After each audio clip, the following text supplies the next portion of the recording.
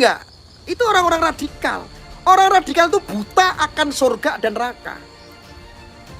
Ya, makanya hati-hati ya dengan orang-orang yang saat ini yang di zaman sekarang itu gampang teriak-teriak, jihad, mari jihad, ayo berperang, Allahu Akbar, takbir, tubar, takbir. Hati-hati, ya. Itu hanya sebagai apa ya, menjual kesan gitu. Mereka itu seolah-olah jihad supaya apa? Ia mengatakan jihad supaya terlebih mulia, itu yang satu, yang pertama. Yang kedua, ketika ia mengatakan itu jihad, berbohong pun sebagai tujuan yang baik. Membunuh orang pun ketika melakukan kejahatan, membunuh itu kan melakukan kejahatan. Ketika melakukan pembunuhan atau kejahatan pun akan dianggap itu sebuah jihad, sebuah amaliyah. Itu akan dianggap sebagai sebuah kemuliaan, sebuah pekerjaan yang mulia, atau sebuah tekad yang mulia. Ini bahaya. Hati itu. Itu orang-orang yang terorisme itu seperti itu rata-rata.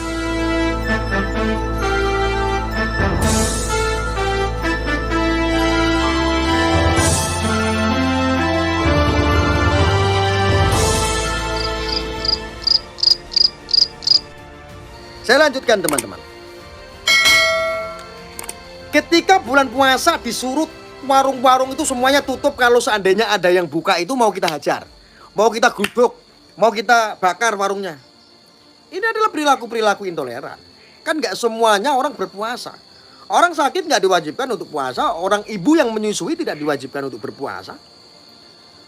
Dan orang yang sedang berhalangan pun ya tidak diwajibkan untuk puasa. Lalu Anda di sini membantah dalilnya pakai dalil akli. Anda beranggapan bahwa tetapi Bu saling menghormati. Lah kalau cuma bahasa saling menghormati, kenapa kamu nggak nyalain Tuhan saja? Allah kamu salahkan sana. Kenapa di sana ada buah-buah semangka di pinggir jalan? Kenapa di sawah-sawah ada tanaman semangka yang begitu kalau dibuka pas puasa, wah, diberakot semeger. Kenapa ada buah-buah kelapa yang gelantungan telanjang? Kenapa kamu nggak salahkan Allah? Ini bukan masalah. Yang tipis itu adalah imanmu. Ya kalau puasa itu ya jelas harus menahan hawa nafsu. Kalau nggak menahan hawa nafsu itu namanya bukan puasa. Itu namanya bukan perjuangan. Kalau cuma real saja, nggak ada godaan, nggak ada ini, namanya bukan puasa wajib. Ya puasa wajib itu harus ada godaannya. Itu adalah perilaku intoleran. Itu intoleran itu yang kayak begitu. Nah, itu salah satu contoh-contoh yang real lah. Nggak boleh itu. Dan lagian Indonesia ini, negara majmuk ini tidak hanya agama Islam saja, ada agama yang Kristen di sana. Saat kita melakukan puasa wajib, ada saudara kita yang beda keyakinan tidak berpuasa. Jadi kita harus melihat lebih luas lagi gitu. Kita nggak hidup sendiri. Ya, ojo sakarepmu dhewe. Itu namanya intoleran. Ya, deal ya. Tahu ya? Siji sholat pakai kunut, yang satu nggak pakai kunut ditendang. Berantem akhirnya teman-teman. Kenapa kamu pakai kunut? Yang sini itu intoleran. Nggak boleh kayak begitu. Yang satu sholat Jumat saja. Yang satu pakai sholat lohor terus sholat Jumat, atau sholat Jumat terus sholat lohor. Geger, itu intoleran. Yang kayak begitu intoleran. Ya, itu merusak agama. Saya sarankan menjadi manusia yang beragama nggak seperti itu. Kalau seandainya Anda maunya seperti itu, lebih baik nggak usah beragama. Rusak agama. Itu intoleran. Nah, ketika orang sudah menjadi intoleran, kalau sudah menjadi intoleran, maka akan menjadi intoleran yang berlebihan, yang disebut adalah radikal. Radikal itu apapun yang berbeda pandangan dengan dirinya akan dihalalkan darahnya. Bunuh bila perlu. Radikal itu ketika berbeda, dia akan perangi karena dianggap akan mendapatkan surga. Ngeri nggak? Itu orang-orang radikal. Orang radikal itu buta akan surga dan neraka. Seorang nabi saja, Rasulullah saja belum tentu gitu loh. Belum tentu ada yang menyampaikan bahwa nabi itu dijamin semuanya masuk surga, enggak ada. Karena itu hak prerogatifnya Allah. Ya. Kita hidup harus berusaha untuk berbondong-bondong mengharapkan dari ridho Allah. Ridhonya ketika Allah meridhoi, memberkati untuk dapat surga, ya alhamdulillah itu bonusnya. Lah kalau cuma hidup nyari surga, ya kamu nyembah surga aja.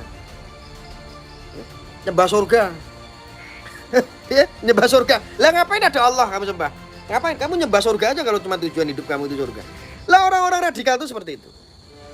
Nah, radikal kalau sudah menjadi orang radikal seperti itu dengan segala perbedaan dia tidak mau menerima dan dia radikal sehingga dia akan menghalalkan segala cara, bahkan akan menghalalkan darahnya, akan naik sedikit lagi menjadi orang apa? Teror atau teroris.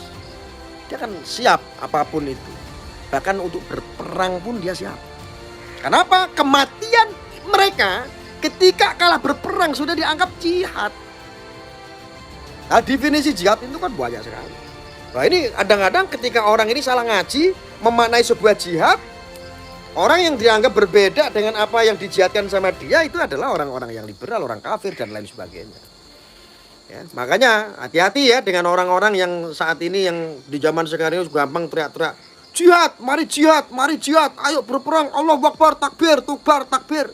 Hati-hati. Ya. Itu hanya sebagai apa ya, menjual kesan gitu. Mereka itu seolah-olah jihad supaya apa? Ia mengatakan jihad supaya terlebih mulia, itu yang satu yang pertama. Yang kedua, ketika ia mengatakan itu jihad, berbohong pun sebagai tujuan yang baik. Membunuh orang pun ketika melakukan kejahatan, membunuh itu kan melakukan kejahatan. Ketika melakukan pembunuhan atau kejahatan pun akan dianggap itu sebuah jihad, sebuah amaliyah. Itu akan dianggap sebagai sebuah kemuliaan, sebuah pekerjaan yang mulia, atau sebuah tekad yang mulia. Ini bahaya. Hati itu. Itu orang-orang yang terorisme itu seperti itu rata-rata. Mati syahid itu bukan mati syahid, mati sangit. Contoh kayak kemarin kasus apa? KM 50 mati sangit. Ya jihad itu ya kerja sekarang, besok pulang, sorenya pulang, bawa duit, kasih istri, buat anak untuk mencukupi keluarga. Itu jihad.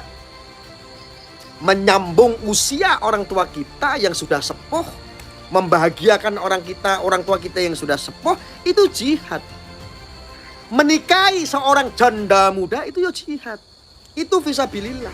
Makanya kalau Anda kalau belum punya pasangan, ada janda muda ya dinikahi. Janda tua disantuni.